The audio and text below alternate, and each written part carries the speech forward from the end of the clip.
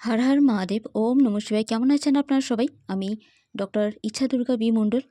আপনাদের একটা কথা অবশ্যই বলবো, কারণ আমি কাজ সুইচ করেছি, বাট আমি আনার চেষ্টা করব আপনাদের জন্য সব রকম যে রেমেডি আনি আমি বা যে রিডিং আনি অবশ্যই আনার চেষ্টা করব।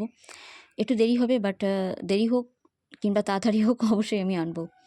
এই যে অমাবস্যার তিথি নিয়ে আমি যে কথাটা বলেছিলাম ফার্স্ট পার্টে, সেকেন্ড পার্টে এটা আপনারা এই দিনে অবশ্যই বড় বাবার জন্য পিপল গাছ যেটাকে বলা হয়ে থাকে, আমাদের যেটা পাকুড় গাছ বলা হয়ে থাকে, সেই গাছের তলায় অবশ্যই সর্ষের তেল, যে প্রদীপ, কালো তিল দিয়ে জ্বালাতে ভুলবেন না। আর এই দিনেতে আপনারা নীল বাতি ওনার মন্দিরেতে জ্বালাতে পারেন, মানে গাছেতে সর্ষের তেল দিয়ে কালো তিল দিয়ে একটা প্রদীপ জ্বালিয়ে দেবেন। আর ওনার মন্দিরেতে নীল বাতি অবশ্যই জ্বালাতে পারেন। নীলকণ্ঠের মালা আর মিষ্টান্ন ওনার খুব ফেভারিট, তাই বড় বাবার মন্দিরেতে সর্ষের তেল সমেত আপনারা ওটা অর্পণ করে আসতে পারেন। তারই সাথে আজকের দিনে ঠিক বিকালটা পড়বে, মানে সূর্যাস্ত যাবে, তারপরে অবশ্যই বড় বাবার যে বীজ মন্ত্র আছে সেই বীজ মন্ত্র আপনারা জপ করতে পারবেন। আপনারা যে কোনো ইউটিউবে যে কোনো লিঙ্ক বড় বাবার বীজ মন্ত্র বলে সার্চ করবেন, পেয়ে যাবেন।